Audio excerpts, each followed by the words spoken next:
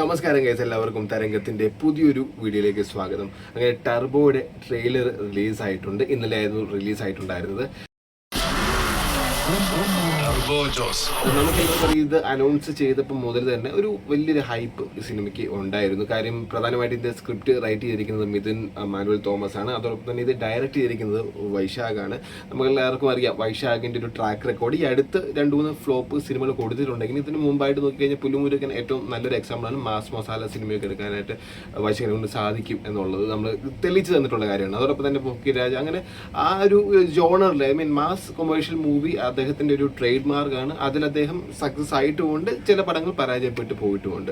അപ്പോൾ എന്തായാലും അതിൻ്റെ ഒരു വൈശാഖിൻ്റെ ഒരു കംബാക്ക് പോലെ വരുന്നൊരു ചിത്രമാണ് ടർബോ എന്ന സിനിമ. കാര്യം നമ്മൾ നോക്കിക്കഴിഞ്ഞാൽ ഇതിനകത്ത് മമ്മൂട്ടിയും പിന്നെ മിഥുൻ മാനുവൽ തോമസും ഒക്കെ ഇവർ അടുത്ത് ഇറങ്ങിയ സിനിമകളൊക്കെ ഹിറ്റാണ്. അപ്പോൾ അവർക്കൊരു കംബാക്ക് വന്നില്ലെങ്കിലും വൈശാഖിന് ഈ ഒരു കംബാക്ക് അത്യാവശ്യമാണ്. അതോടൊപ്പം തന്നെ മമ്മൂട്ടിയുടെ കുറേ നാളിന് ശേഷമാണ് ഒരു കൊമേഴ്ഷ്യൽ സിനിമ തിയേറ്ററിലോട്ട് വരാൻ പോകുന്നത്. ഇതിനു മുമ്പ് ഇറങ്ങിയ എല്ലാ സിനിമകളും നമുക്കറിയാം അതൊരു ത്രില്ലർ ആയിരിക്കും, അല്ലെങ്കിൽ ഒന്നുകൂടെ ഓഫ് ബീറ്റ് ആയിട്ടുള്ള സബ്ജക്റ്റാണ്, അല്ലെങ്കിൽ ഹൊററാണ്. അപ്പോൾ ഈ ഒരു പല ജോണറിൻ്റെ മിക്സിലാണ് ഈ അടുത്തിറങ്ങിയ സിനിമകളൊക്കെ വന്നിട്ടുണ്ടായിരുന്നത്. പക്ഷേ ഇത് ഒരു പുതിയത് ഇൻ ദ സെൻസ് ഒരു ഗ്യാപ്പിന് ശേഷം മമ്മൂട്ടി ചെയ്യുന്ന ഒരു കൊമേഴ്ഷ്യൽ സിനിമയാണ്. അതോടൊപ്പം തന്നെ ഇത് പ്രൊഡ്യൂസ് ചെയ്തിരിക്കുന്നതും മമ്മൂട്ടിയുടെ പ്രൊഡക്ഷനായിട്ടുള്ള മമ്മൂട്ടി കമ്പനി എന്ന പ്രൊഡക്ഷൻ ഹൗസ് തന്നെയാണ് ഇത് പ്രൊഡ്യൂസ് ചെയ്തിരിക്കുന്നത്. അപ്പോൾ നമ്മൾ ട്രെയിലറിലോട്ട് വന്നു കഴിഞ്ഞാൽ നമുക്കറിയാം, നമുക്ക് കാണുമ്പോൾ തന്നെ ആ ഒരു സിനിമയുടെ ഫീല് തുടക്കം മുതൽ കിട്ടുന്നുണ്ട്. അപ്പോൾ എന്താണ് സിനിമ എന്നുള്ളത് തുടക്കം മുതൽ തന്നെ ട്രെയിലറിൽ തന്നെ നമുക്ക് മനസ്സിലാക്കാൻ സാധിക്കുന്നു. കാര്യം ഒരു ഭയങ്കര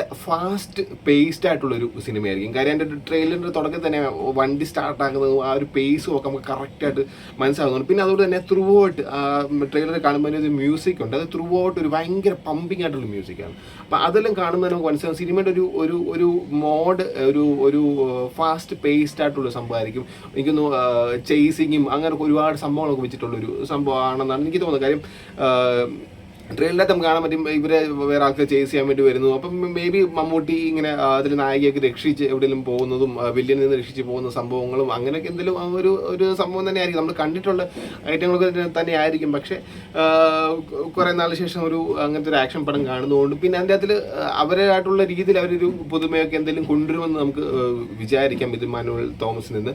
മിഥുൻ മാനുവൽ തോമസ് ഇതുവരെ എനിക്ക് തോന്നുന്നു ഒരു മാസ് കൊമേഴ്ഷ്യൽ സിനിമ പുള്ളി ഇതുവരെ ചെയ്തിട്ടുണ്ടെന്ന് എനിക്ക് തോന്നുന്നില്ല. പുള്ളി എഴുതിയതൊക്കെ ഒന്നീ ഫീൽ ഗുഡ് അല്ലെങ്കിൽ ത്രില്ലർ സിനിമകളാണ്.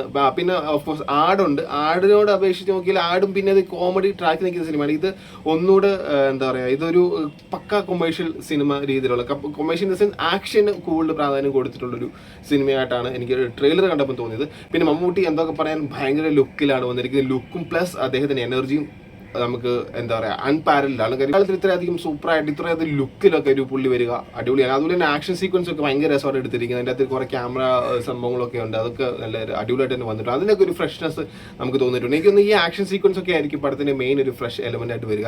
കോമഡി എനിക്ക് തോന്നുന്നില്ല, കുറച്ച് അതിനകത്ത് കാണിച്ച കോമഡി വലിയൊരു സംഭവമായിട്ട് തോന്നിയൊന്നുമില്ല.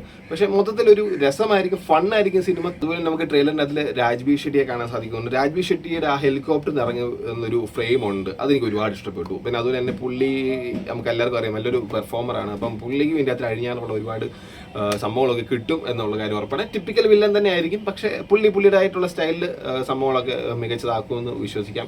പിന്നെ ആക്ഷൻ രംഗങ്ങളും ഒക്കെ എല്ലാം സെറ്റാകുമെന്ന് തന്നെ വിശ്വസിക്കാം. അപ്പോൾ എന്തായാലും സിനിമയ്ക്ക് വേണ്ടി കാത്തിരിക്കാം.